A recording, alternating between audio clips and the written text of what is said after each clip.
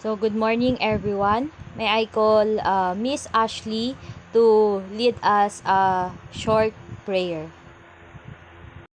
Okay, in the name of the Father, of the Son, of the Holy Spirit. Our Father, who art in heaven, hallowed be thy name. Thy kingdom come, thy will be done, on earth as it is in heaven.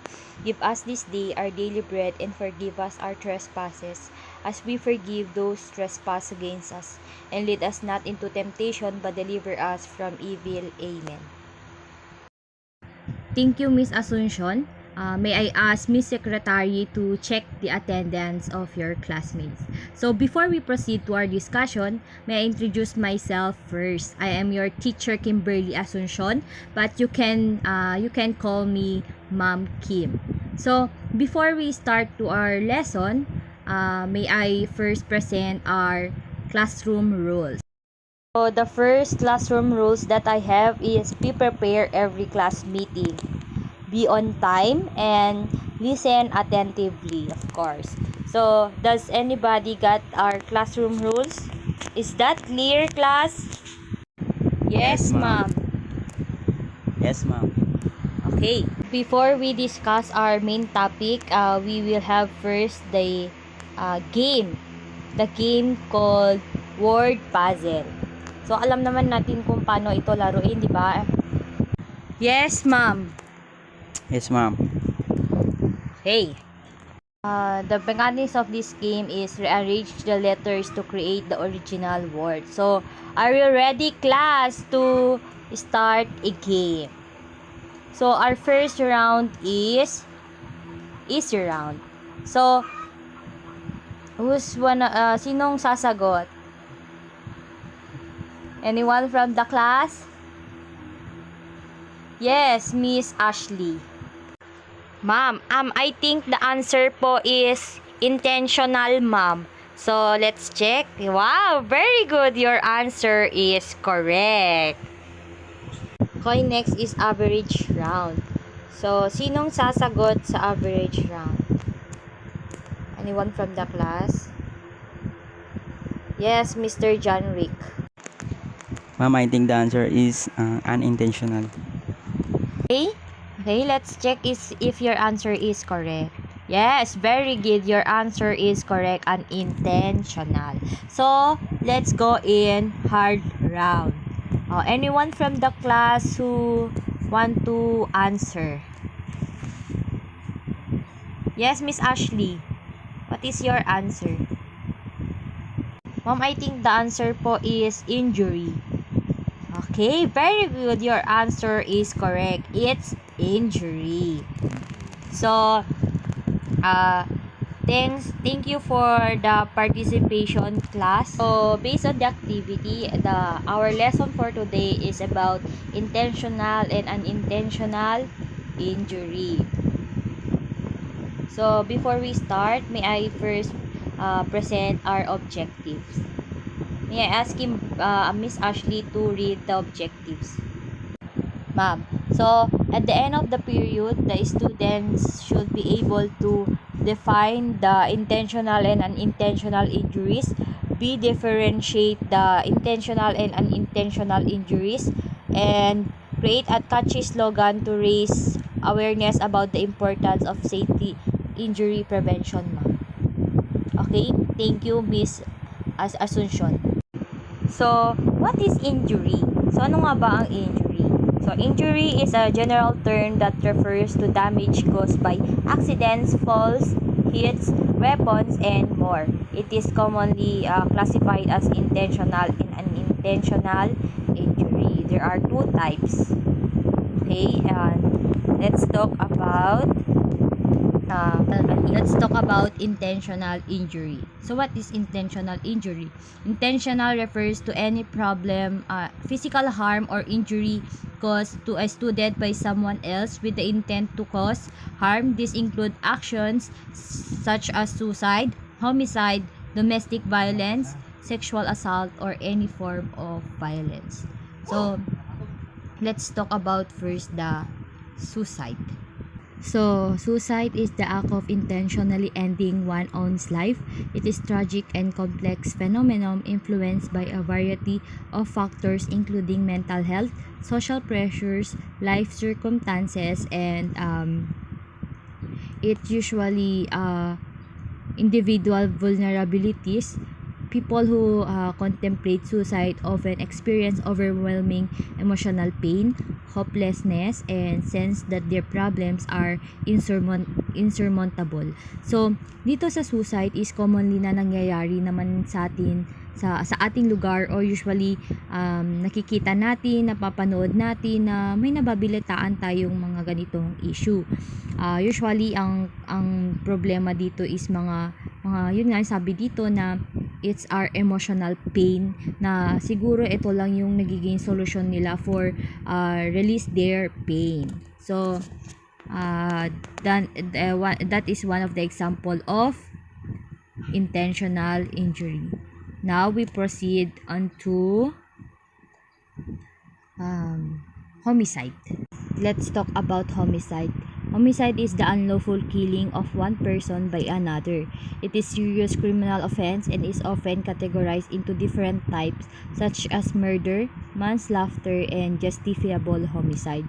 Murder involves intentional killing with a malicious intent, while manslaughter involves killing without premeditation of malice, often due to recklessness or negligence.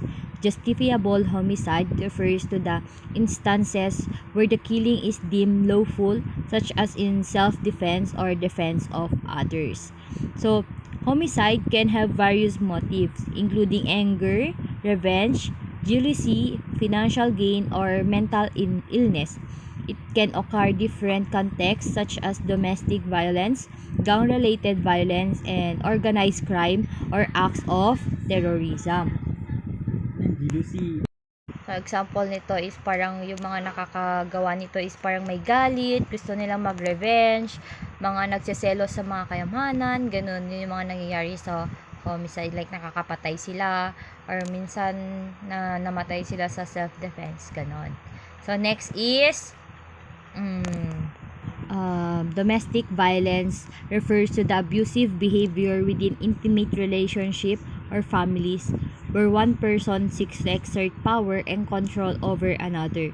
This abuse can take many forms, including physical, emotional, psychological, sexual, and financial abuse. It often occurs repeatedly over time, creating a pattern of harmful behavior that can have devastating effects on the victim's physical and emotional well-being.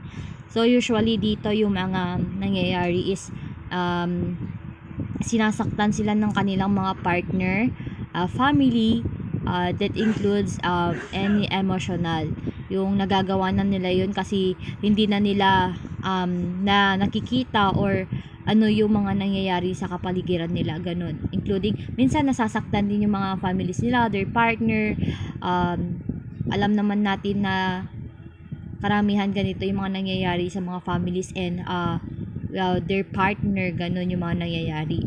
So, anyone from the class who encounter domestic violence, not inside in the house, parang nakikita natin outside our zone, ganon. So, the next is an intentional injury. So, example nito is an intentional injury is injury that is unplanned or considered as a accident or not intended to happen. So, nakalagay nga naman dito na unintentional injury is unexpected. Hindi mo alam na mangyayari mamaya, bukas. So, kaya siya tinawag na unintentional kasi may mga bagay na hindi natin sinasadya. So, unintentional injury refers to harm or damage that occurs to a person without intent to cause harm. These injuries typically happen unexpectedly and are not the result of deliberate actions. So, sinabi ko kanina na may mga bagay na nangyayari sa atin without knowing na mangyayari. So, yun yung tinatawag natin unintentional injury, unexpected things that happen. So, I have here some examples of unintentional injury. This is the slips, falls, strafings, collisions, burn, poisoning, drowning, sports, injuries. So, yan yung mga one of the examples in unintentional injury. Mga na-poison, na-aksidente sa mga sasakyan, ganon. So, that's all for today. So, as a recap of our discussion, I have here a question. What is the difference between intentional and unintentional injury? Okay, anyone from the class who wants to answer the question? Yes, Mr. John Rick. So, ma'am, unintentional injury indicates an injury due to accidental events, and the intentional injury indicates either self-mutilations, suicides, or violent attacks. Okay, thank you, anak. We have to answer these 5 scenarios.